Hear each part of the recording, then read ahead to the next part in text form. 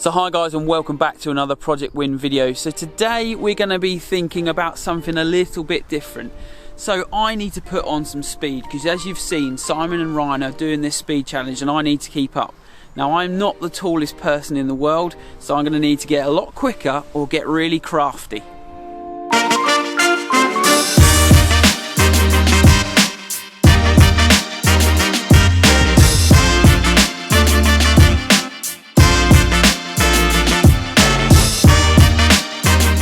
So we have come from a socially distanced walk with this fella today. Hi.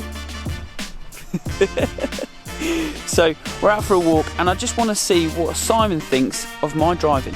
Okay, so we're not talking about driving a car. Okay. We're talking about how would you best describe my driving on course and my golf game generally. Okay, so I would say the one word that I would use is controlled. I think you're very controlled on the golf course, and I think that really works to your benefit in and around the greens. Your short game's excellent, your approach play's good. I just think that I would love you to have that extra gear that you could go to as and when you needed to, so that you could have a go at those short par fours, you could have a go at those par fives, being a shorter club into the green if you fancied it. Having that extra gear in terms of speed and almost the willingness to let yourself hit it hard. I think sometimes you rein back in and into yourself rather than going for it with the risk of what might go wrong, but you've got the skills to recover. We've seen shots over the years from trees, behind bushes, all that stuff, so you have the recovery in there. I just think sometimes you don't allow yourself the option to make that birdie or that eagle and then pull that scoring lower and lower. See, I really agree with that.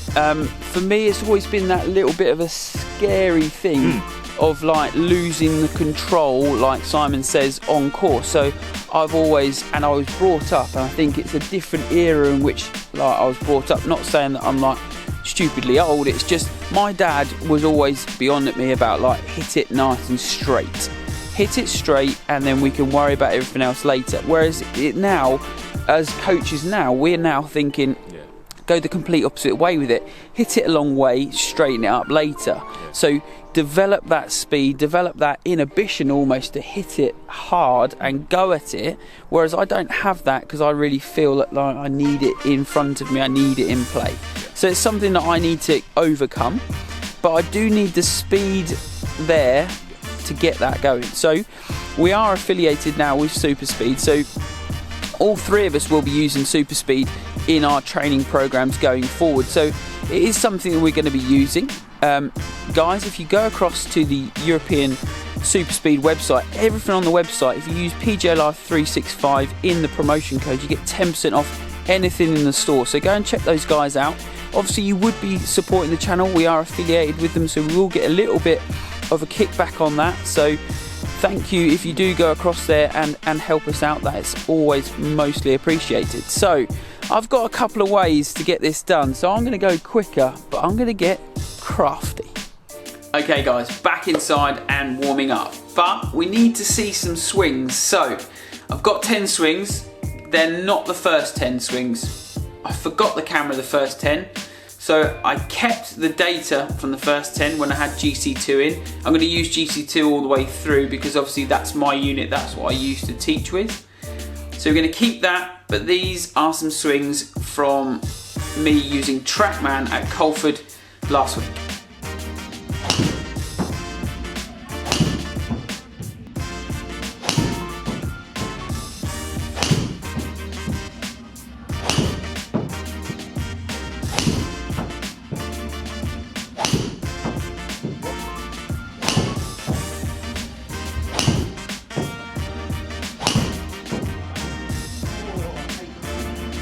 That's what I do, like I try and hit it hard.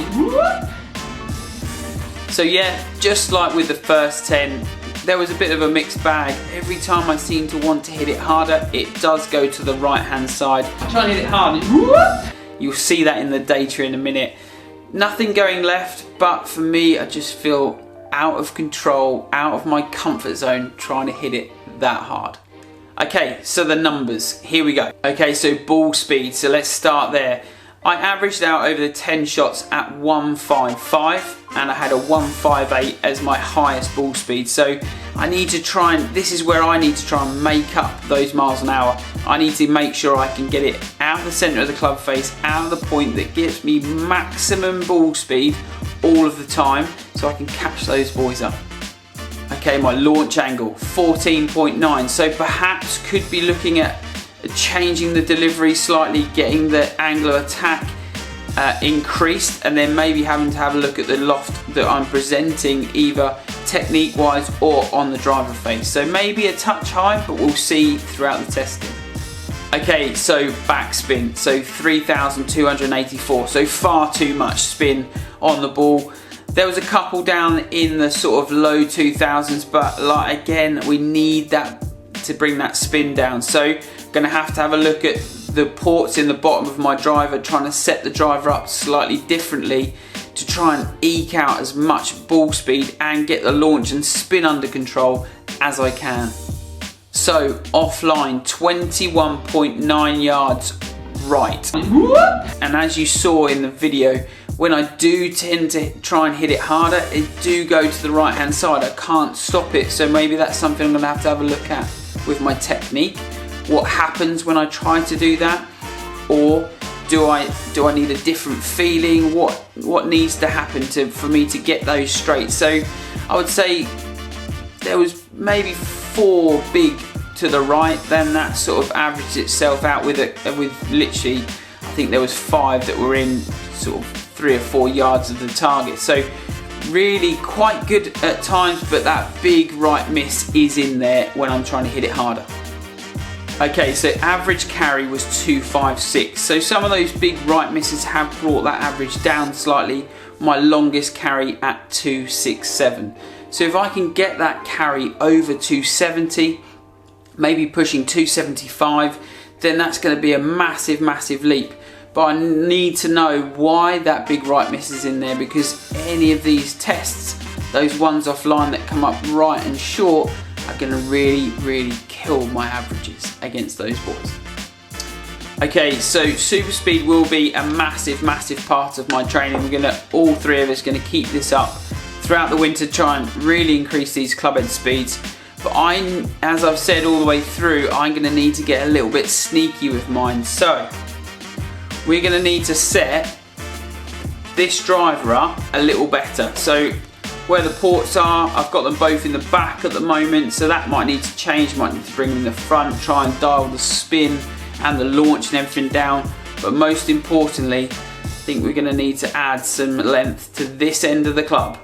We're going to need to make this driver shaft just a little bit longer, take it to a point and keep making it longer until I can't then centre it, and then see if we can eke out some extra distance with maybe a longer driver and me not being able to reach the speeds that the boys can. So trying to make it up in other areas, trying to be a little bit sneaky and a little bit crafty of where I'm going to get this speed from, because if I can't keep up with their numbers, I need to try and keep up with the ball speed especially. Okay guys, so when we're doing our super speed training over the winter, we're going to try and go live as much as possible. So Instagram, Facebook and on TikTok. If you wanted to do the training at the same time as, that would be great. Just shout your numbers out as well. We'll see if we can beat each other and make it a little bit of a competition. So all that's left to say guys is get out there, add some speed. I know that we're all going to be doing it this winter. By next Masters, I'm going to be smashing it. Hopefully not too far to the right. Hit all the YouTube bits and pieces guys, and we'll see you in the next video.